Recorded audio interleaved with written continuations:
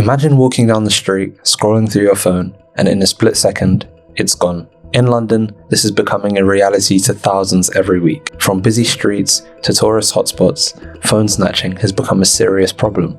Phone theft is not new, but the scale in London has grown dramatically over the past decade. In 2010, police recorded just under 50,000 stolen phones across the city. By 2017, that number had climbed to around 77,000. And in 2024, London saw over 116,000 phones reported stolen.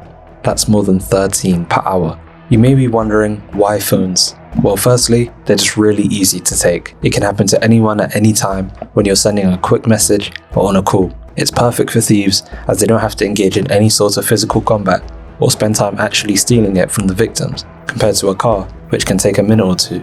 For thieves, that's the longest minute of their lives. The second reason is that phones are not that serious. Realistically, if we lose our phone, we're not going to report it because we're either too busy or we may feel like a Karen going to the police to report a phone. Again, this is amazing for the criminals as they don't have to be pursued by the police a lot of the time. This is actually quite fascinating. As a society, the thing that we're staring at 6 hours a day costs a good amount of money and has all of our information is perceived as less important, compared to something like a watch or a bag, which is not a lot more expensive than the newest iPhone and definitely not as valuable, but we'd all be quick to report it.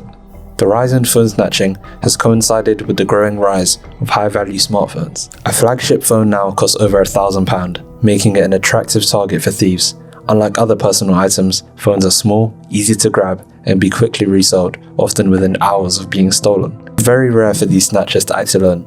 There are organised gangs in every corner of London who focus on stealing iPhones. They spread out over London hotspots and collect as many as they can. London is an excellent target for criminals for two main reasons. This is extremely dense in population, especially in central London. The second reason being London is one of the richest cities in the world, and most people own the newest iPhone and have enough money to replace them. The older heads of the gang send a younger teen who is most likely groomed with the opportunity of making a good amount of money for their age. These teens collect the phones and bring it back to the leaders who have connections of where to sell these phones and take a majority of the profit. The teens are usually the ones who take the fall, since it's usually their first conviction.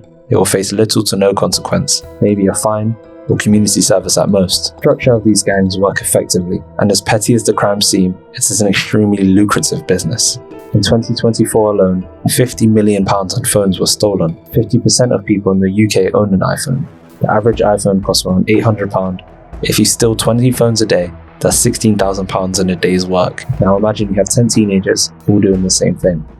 Now, as much as Londoners make more than other cities, the average person takes home approximately £2,300 after tax.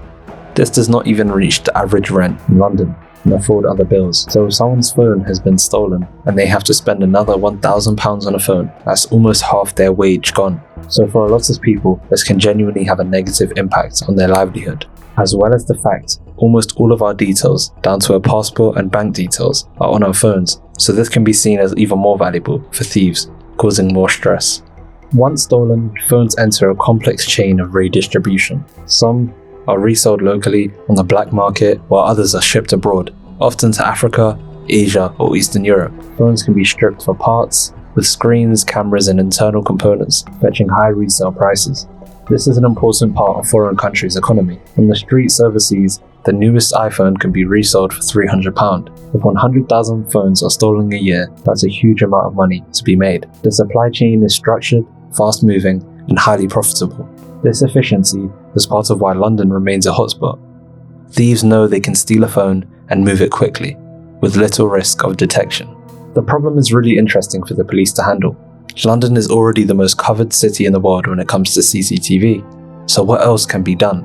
Well, in-person police presence may deter some, but realistically, a police car won't catch an electric bike due to tight roads, crowded areas, and heavy traffic, especially in central London.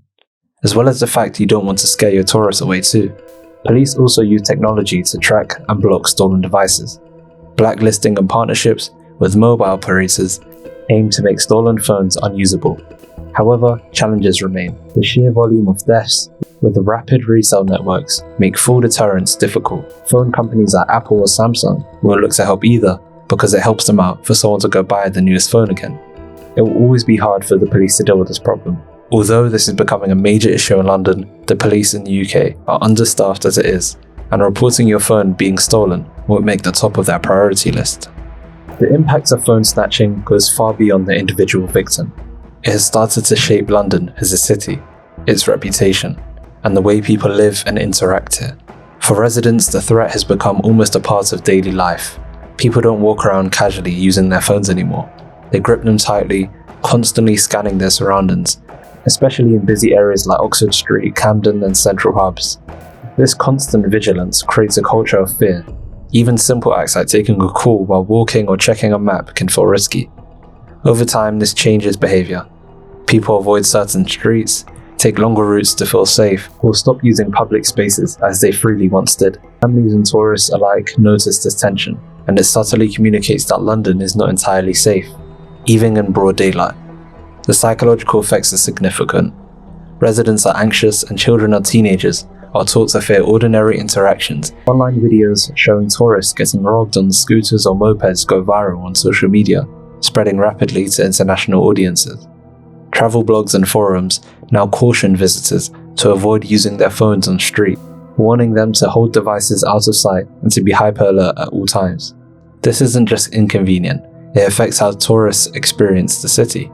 They may avoid certain areas entirely, limit their time outdoors, or skip attractions, which has a knock-on effect for businesses that rely on tourism, including shops, restaurants, and hotels. Many people describe feeling unsafe in public spaces, which reduces their willingness to go out, socialize, and explore their own city. Over time, some young professionals and families are choosing to move to other UK cities where they feel safer and more secure, slowly eroding the city's talent base. Finally, a phone snatching contributes to a normalization of petty crime. When people feel bad that theft is an unavoidable part of London, tolerance rises high and vigilance decreases, creating a cycle that allows gangs to thrive. Ordinary citizens begin to accept the risk as part of urban life, which is damaging for social cohesion and community trust, and even population shifts. Phone snatching is no longer just a part of personal inconvenience. It's reshaping the city itself, altering the way Londoners live, how tourists experience the capital, and how the world perceives the globe's most iconic cities.